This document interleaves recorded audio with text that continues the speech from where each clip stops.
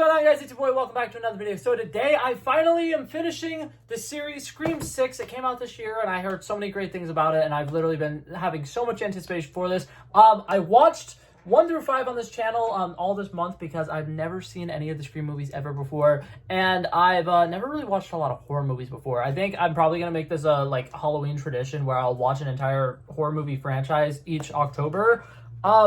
I really love this. I had fun with this series so far, and we finally have one last one.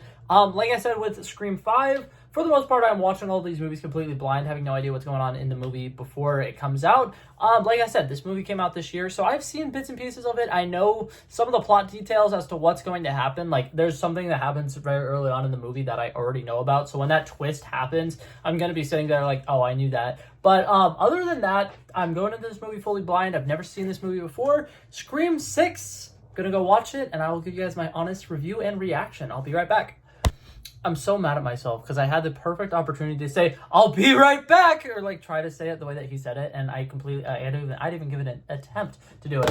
But that being said, I always come back. Except for, I don't know, I don't like the delivery of that line. Anyways, we're not talking about Five Nights at Freddy's. I watched that movie, I made a movie review of it, and I was mostly negative on it, and I feel really bad because now that it's been out for a couple of days and I watched it again on Peacock, I liked it a lot more the second viewing. I think the first viewing, it's kind of the same thing that happened to me when I watched Barbie. The first viewing, since it's not what I was expected, I was very disappointed in it. But then watching it again, I was like, okay, this is actually pretty good, and it makes sense. But I feel bad now though, because my Five Nights at Freddy's movie review, I just shit on the movie for 10 minutes straight, and I didn't mean to do that. But that's not the movie we're here to talk about. I just watched Scream 6. Let's get right into it, shall we? So, right off the bat, I want to go ahead and say this. I've heard some people say that this is the scariest movie in the entire franchise. I think I agree with that. I think Scream 2 was pretty terrifying in my opinion. I think that of the first 5, Scream 2 is definitely the scariest, but I think that this one kind of takes the cake. I think that New York is such a great setting change. I think I mentioned this in either my second video or my third video. I love it when horror movie franchises or any movie franchise like this changes the scenery, because something that helps keep a movie fresh when they have so many different reiterations of the movie is changing the location. Having a horror movie set in New York is fantastic, especially a slasher style horror film. I really enjoy it. I really like the fact that they are able to implement some of the main city things, like going on the subways, and the subway was terrifying. And I absolutely loved it because it reminded me a lot of my favorite movie of all time, the Joker movie that came out a couple of years ago with Joaquin Phoenix. There's sequences where it's they're going under places and it gets really dark in the cart, and it flashes on, and oh my god, there's this, and oh my god, there's that, and oh my god, there's this, and it mirrored that a lot. And considering I love that movie and I'm obsessed with that movie, I loved that so much. Seeing all the people in the train carts with the different Halloween costumes on, the different masks and stuff like that, fantastic. It's so well done. It's really, really interesting. I think that the twist here for the Screams were pretty good. I think that the only one that kind of I saw coming was the socially awkward dude. I don't know what it was about him, but I feel like something about his character being there, he seemed like he just happened to be there, and I don't know, he wasn't doing enough to really make me believe he was just a friend. Him being there really just felt forced and suspicious. And so when scenes would come up and he wasn't there, but the Scream killer killed somebody, I was just I still think it's him. I still 100% think it's him. But things that I really, really enjoyed about this movie. Core 4. That was adorable. I love that. And I thought that little friendship was great. I will say this. Not saying that you need to kill off characters for a movie to be good. I am pissed that they did the little twist and that the Chad character came back to life or whatever. He didn't die. Because this is the second movie of this trilogy. In my opinion, the fourth movie is a spin-off. The original trilogy is a completed trilogy. And then this was going to be the beginning of a new trilogy. I don't know, obviously, if there is, because the ending shot really makes it feel like that is the last of the Scream movies, or at least with this specific cast. So I'm very confused by that. But that being said, I really wish that this mirrored the original trilogy in the sense that Mindy and Chad have been revealed to be Randy's nephew and niece from the original, trilogy. And he dies in the second movie. He dies in a very public place. And obviously, don't kill him off the exact same way that you killed him in the second movie. But I thought it would have been really interesting to have one of the people related to him die in this movie. And I think with Mindy being stabbed and getting injured as many times as she did, it really would have been a big shocking twist if we were all like, oh my god, Mindy's gonna die, and that's the, you know, person related to Randy who's gonna die in the second movie, and then last second Chad dies.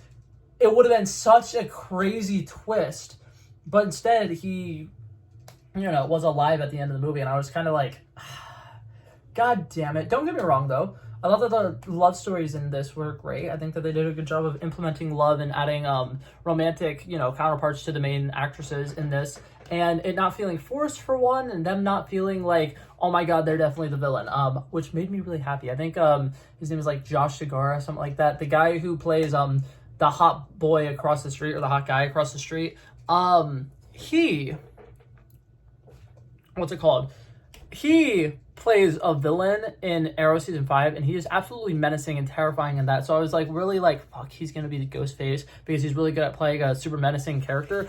But that actor is so fun when he plays little charming, like little quirky roles. So I was really hoping he wasn't it. So when he wasn't it, I was like, thank God, I love him so much. And if they make another movie, I hope he's in it. That being said, the cast itself is just incredible. I thought that this cast was fantastic. I think every single Scream movie has been fantastic. I'm going to go through when I do my rating. That's coming out tomorrow, by the way. I'm going to rate all 6 of these, and it's going to be insanely tough because I thought they all were really, really good. But I'm going to go through and see what Rotten Tomatoes says each of the scariest ones are. But, not the scariest ones, the best ones, but oh my god, they all really lived up. They were all really good. There was a lot of like thrill and adrenaline in each of these movies. I had a blast with this one.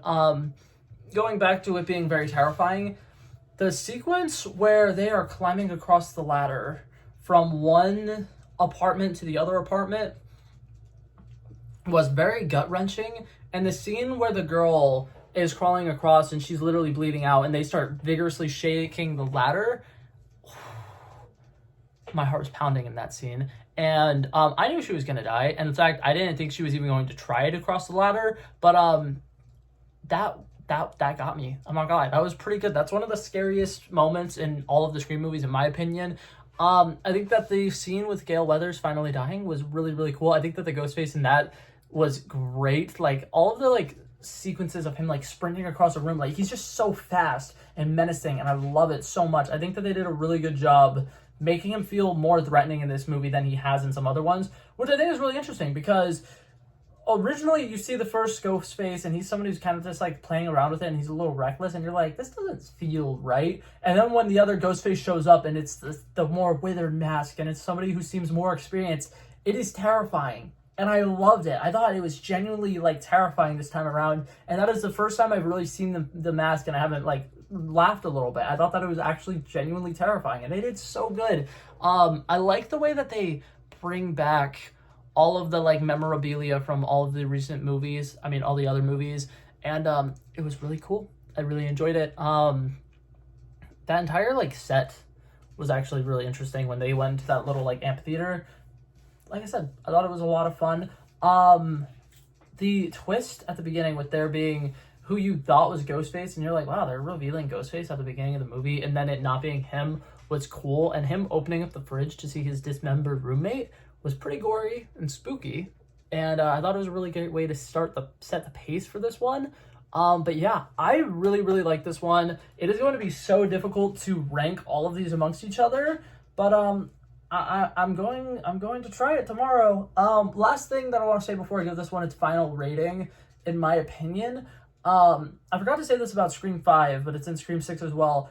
I love the fact that Sam is getting visions from Billy, and they're bringing back Billy, and he's like actually being like a big part of these movies, as opposed to it just being like the victims from the original movies. It's also the killer from the original movies, which I thought was really interesting. And there was a throwaway line that I think Kirby said that made it sound like they don't know if Stu actually died or not. I don't know if I misinterpreted that, but there was a sequence where she was just like, that's the TV that supposedly killed Stu Macher or something like that. And I'm like, what does she mean supposedly? Like does she mean like they don't know if the TV is what killed him, or like they don't know if he's dead? Because when they said that, I immediately was just like, Matthew Lillard is still doing horror movies. If they make a Scream 7 and it's Stu Macher somehow, I feel like a lot of people would hate it, but I would love it. He was fantastic. He's so good in everything. Literally every movie he's in, he's fantastic. I'm about to start ranting about Five Nights at Freddy's again. I'm not going to do it, but if you want to see my video of me talking about Five Nights at Freddy's, I'm trusting my future self to put the iCard somewhere up there. But like I said, now I'm going to do my final ranking for this movie. I really enjoyed it. I think that as far as like adrenaline and stuff goes, this one got my like heart pumping a lot more than some of the other ones. I'm going to give it a solid 86 out of 100. I just still don't think it's like one of the best things I've ever seen, but it's making me like horror movies, which I already thought I liked slashers, but this confirmed it. I really enjoyed every single one of these movies, and this was a fun little journey. So if you enjoyed this series, let me know down in the comments down below if you'd like to see me watch another series of some kind. Just leave it in the comments and I'll try to find it and make it happen. But that being said, that was it for this video, guys. If you liked it, feel free to like and subscribe, and I will hopefully see you guys in the next one. Peace out. Bow, bow, bow. He wanted me to drop a verse, I did this. We planned a day, and then we did this. Wanna be in love with the girls with the kisses. Don't give a damn, I'll rid this. I like this when I run the distance. I run a 5K, you go ballistics. I wanna live within the business. Buy more than what's on the clearances. You're getting big cause I know you're a physicist. I wanna deny this shit, I'm unlimited.